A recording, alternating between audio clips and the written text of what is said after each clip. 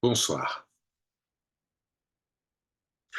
Ne croyez-vous pas qu'il est temps que vous restiez assis, ici, pendant un moment, sans bouger, sans penser?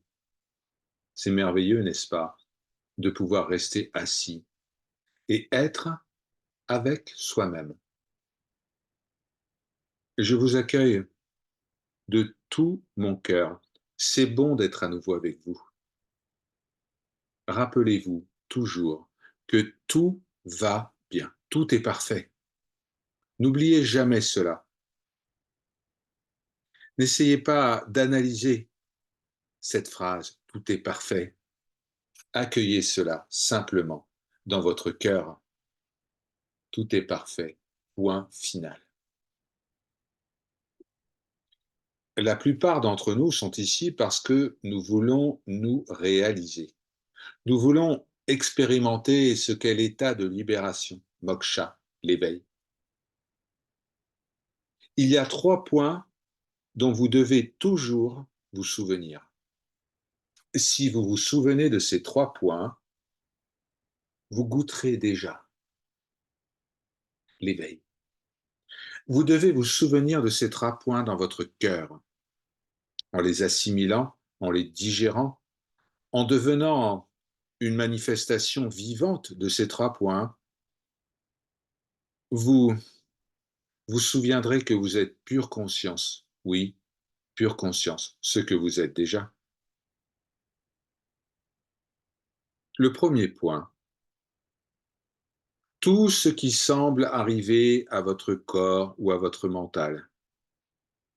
Oui, même les choses les plus terribles, le cancer, la peste bubonique au Moyen Âge. Même si vous semblez être la personne la plus forte, la plus influente sur Terre,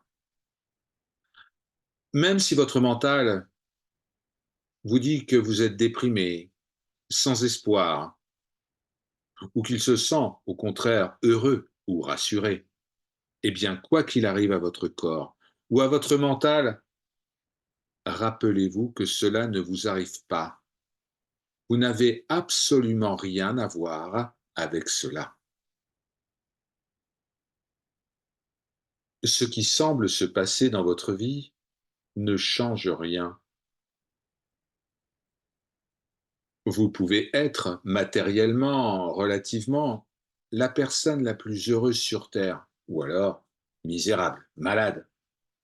Mais tout cela n'a rien à voir avec vous. Cela concerne le corps et l'esprit, pas vous. Vous êtes Brahman, vous êtes le nirvana, vous êtes réalité absolue.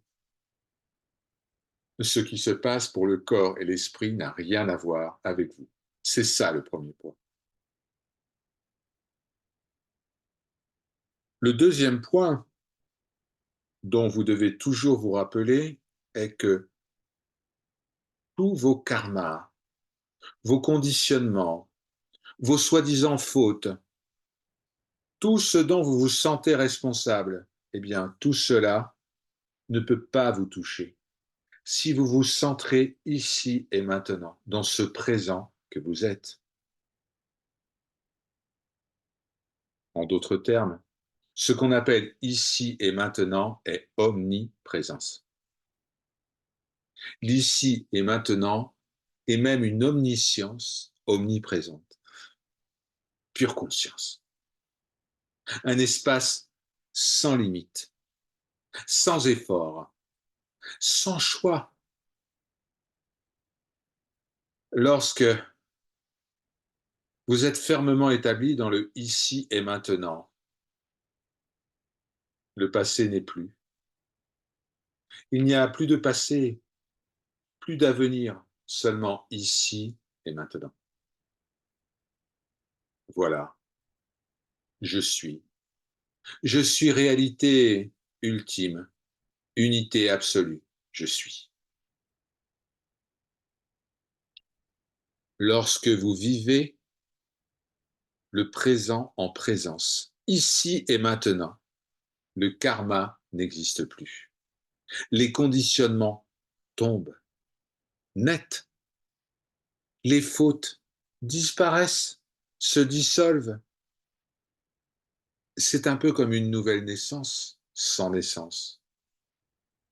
Rappelez-vous, vous êtes toujours libre.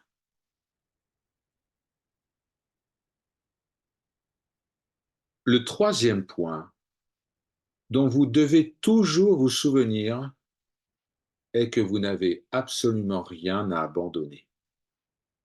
Rien du tout. Rien à lâcher. Vous êtes déjà libre. Comment croire qu'il faut abandonner quelque chose qui n'a jamais existé? Vous croyez que vous devez abandonner vos attachements, mais ce que vous êtes en réalité n'est jamais attaché. Vous pensez qu'il faut abandonner toutes les peurs, toutes les angoisses, tout ce qui nous dérange. Mais que devez-vous abandonner? Tout ce qui vient d'être décrit ne vous appartient pas. Les peurs, les angoisses. Vous êtes pure réalité. Vous êtes le soi impérissable. Vous n'êtes jamais né. Vous n'avez jamais vécu et vous ne quitterez jamais ce monde. Vous êtes. Il n'y a donc rien à abandonner, car il n'y a jamais rien eu au départ. C'est quelque part un peu égoïste de penser qu'on a quelque chose à abandonner. C'est seulement l'ego qui croit que quelque chose doit être abandonné, qu'il faut lâcher quelque chose. Mais dites-moi, qui est celui qui avait quelque chose au départ? Il n'y a personne.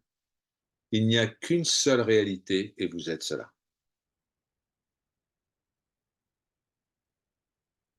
Si seulement vous pouviez vous souvenir de ces 3 points, si vous pouviez les assimiler, les digérer et les vivre. C'est en réalité tout ce que vous avez à faire. Et si vous vous souvenez de ces 3 points, vous n'êtes pas obligé de pratiquer une quelconque sadhana.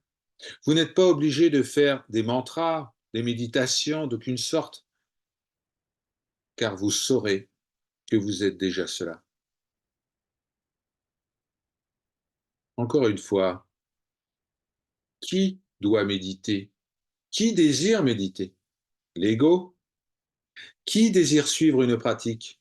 L'ego? Êtes-vous cela? Mais qui êtes-vous? Qu'êtes-vous? D'où venez-vous? Que faites-vous ici? Et où allez-vous? Et la réponse à toutes ces questions existentielles est je suis. Je ne suis pas ceci ou cela, je suis. Je suis ce qui a toujours été, je suis ce qui sera toujours, je suis. Votre véritable nature est la réalité absolue.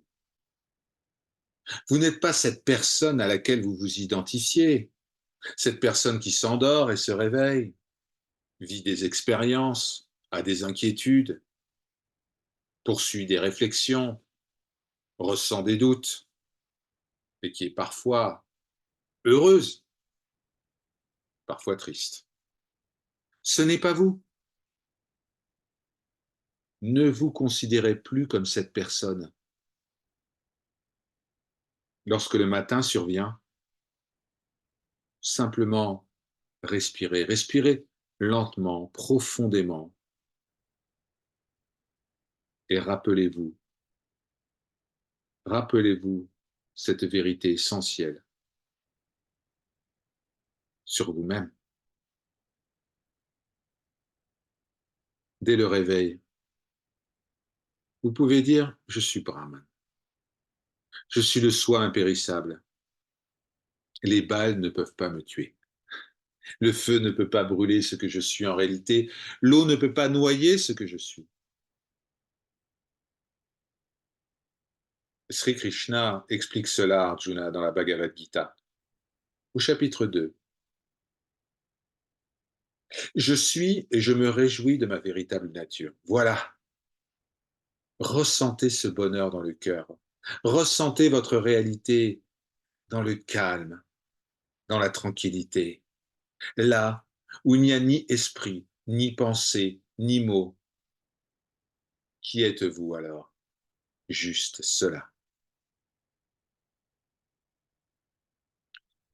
Il n'y a rien à quoi vous puissiez penser dans cet univers qui puisse vous dire qui vous êtes, car c'est au-delà des mots et des pensées. Vous ne pourrez jamais, avec le mental, comprendre qui vous êtes. N'essayez pas de faire cela. En fait, c'est lorsque vous arrêtez de penser à ce sujet, que vous arrêtez de désirer savoir qui vous êtes, que vous arrêtez d'analyser et d'essayer de comprendre, que la vérité vous est révélée. Cela dépasse toutes les pensées et tous les sentiments que vous avez jamais eus. Cela n'a absolument rien à voir avec vous tel que vous pensez être actuellement. Cela est le substrat de toute existence. Vous pouvez l'appeler Dieu si vous le souhaitez. Ne vous considérez pas comme distincte, séparée de Dieu, parce que Dieu se manifeste sous cette apparence que vous appelez moi-je. Par conséquent, ce que Dieu est, vous l'êtes. Il n'y a jamais eu et il n'y aura jamais de séparation. Éveillez-vous à cette vérité.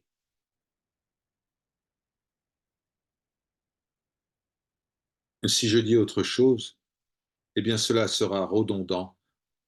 Il y a tellement de mots, tellement d'histoires, tellement d'enseignements.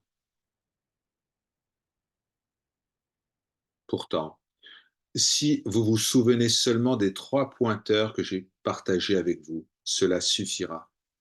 Pourquoi dire plus? Plus vous entendez de mots, plus il y a un risque de confusion. En fait, la première seconde, la première minute, durant laquelle vous êtes resté là, assis, en silence, a été ce moment éternel. Il y a certains mots, finalement très peu de mots, que vous devez entendre. Et puis il y a le silence, qui est votre véritable nature. Le silence qui réside dans le silence. Et vous êtes cela. Hari Om Tat Sat. Ceci est parole de vérité. Om Shri Guru Bhyo Namaha.